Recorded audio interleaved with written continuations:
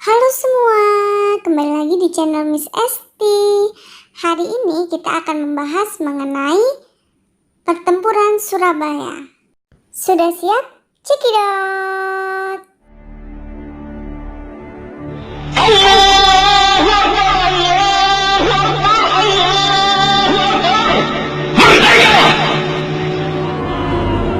Hei tentara Inggris, kau mengendaki bahwa kita ini akan membawa bendera putih untuk takluk kepadamu. Kau menyuruh kita mengangkat tangan jatuh kepadamu.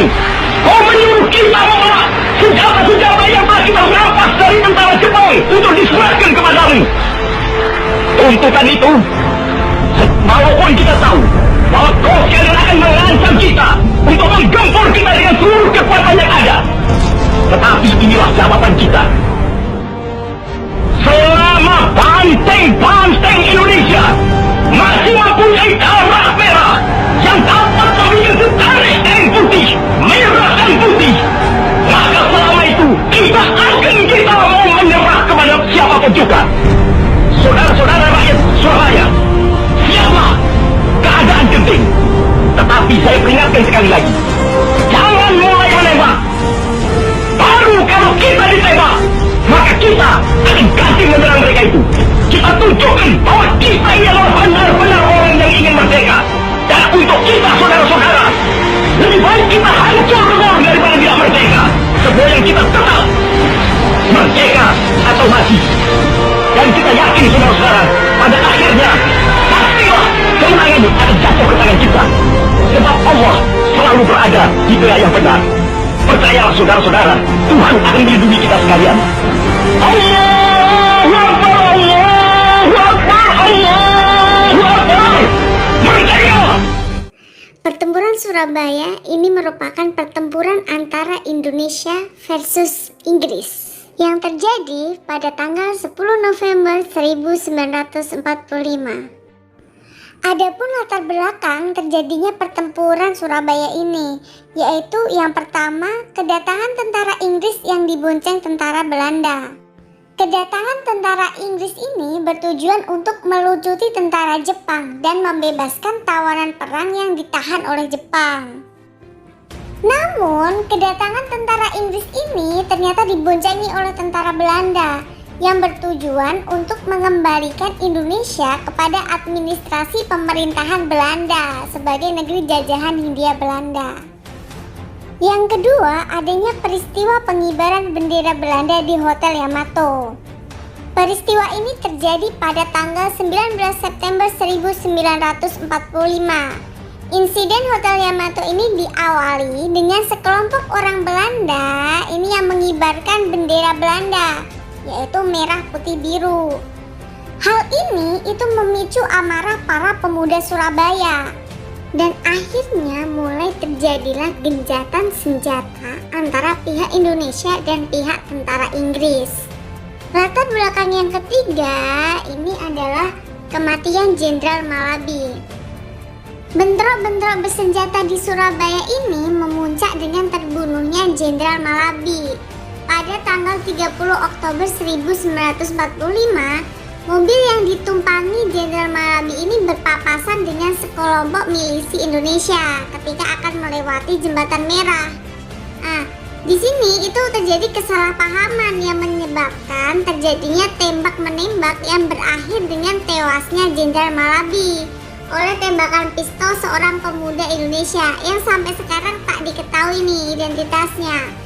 Dan terbakarnya mobil tersebut terkena ledakan granat yang menyebabkan jenazah Malabi ini sulit untuk dikenali. Kabar terbunuhnya Jenderal Malabi ini membuat Inggris sangat marah. Akhirnya Inggris ini mengeluarkan yang namanya ultimatum kepada pihak Indonesia. Ultimatum ini berisi bahwasanya pihak Indonesia ini harus menyerahkan persenjataan dan menghentikan perlawanan dengan batas waktu yang ditentukan, yaitu pada tanggal 10 November 1945. Jika ultimatum ini tidak diindahkan, Inggris akan mengerahkan seluruh kekuatan angkatan perangnya untuk menghancurkan Surabaya. Oke, sekarang kita akan membahas mengenai jalannya pertempuran. Pada tanggal 9 November 1945 ini, setelah merundingkan dengan pemerintah pusat mengenai ultimatum yang diberikan pihak Inggris, Gubernur Suryo melalui siaran radio menolak ultimatum Inggris tersebut. Maka setelah batas waktu ultimatum habis, pertempuran tidak bisa dielakkan lagi. Kontak senjata pertama ini terjadi di Tanjung Perak. Di tempat ini, pasukan Inggris berhasil mengendalikan perlawanan rakyat Surabaya. Banyak korban berjatuhan, tetapi rakyat Surabaya bersama Tentara Keamanan Rakyat terus melakukan perlawanan. Mereka memilih merdeka atau mati. Kemudian, Inggris mulai menggempur Surabaya melalui darat, laut, dan udara. Namun, Bung Tomo dengan gigih dan berapi-api membakar semangat para pemuda dan masyarakat Surabaya dengan pidato-pidatonya di radio. Di sini Soekarno tidak diam aja. Jadi di sini Soekarno berpidato. Ia melancarkan protes kepada PBB dan mendesak Presiden Amerika untuk menghentikan aksi militer Inggris. Namun, protes Soekarno ini tidak dihiraukan Amerika Serikat dan PBB. Kepada para pejuang dan rakyat Indonesia, Soekarno menyerukan tetap merdeka, kedaulatan negara dan bangsa Indonesia yang diproklamasikan tanggal 17 Agustus 1945 akan kami pertahankan dengan sungguh-sungguh, penuh tanggung jawab bersama, bersatu, ikhlas, berkorban dengan tekad, merdeka atau mati. Sekali merdeka, tetap merdeka. Dengan pidato Soekarno ini, rakyat Surabaya semakin gencar untuk mempertahankan kemerdekaan. Peristiwa 10 November ini juga tidak terlepas dari peran kaum ulama. Ulama besar seperti Kiai Haji Hasyim Asy'ari, Kiai Haji Wahab Hasbuloh, ini serta kiai-kiai pesantren lainnya. Mereka mengerahkan santri-santri mereka dan masyarakat sipil sebagai milisi perlawanan. Oke, sekarang waktunya kita ini membahas mengenai gimana sih akhir dari pertempuran Surabaya ini. Jadi, akhir dari perlawanan mempertahankan kemerdekaan ini berbuah manis. Setelah 3 minggu TKR, para pemuda dan rakyat Surabaya ini berjuang, akhirnya mereka berhasil mempertahankan kota Surabaya dari pendudukan Inggris.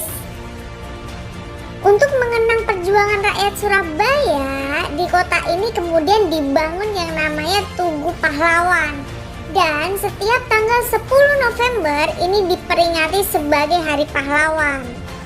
Pelajaran yang bisa kita ambil dari pertempuran Surabaya ini adalah sikap pantang mundur, ya.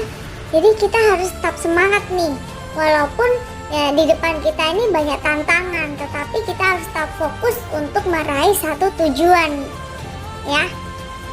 Oke, terima kasih untuk hari ini. Sekian materi kita dan sampai bertemu di video-video selanjutnya. Bye bye.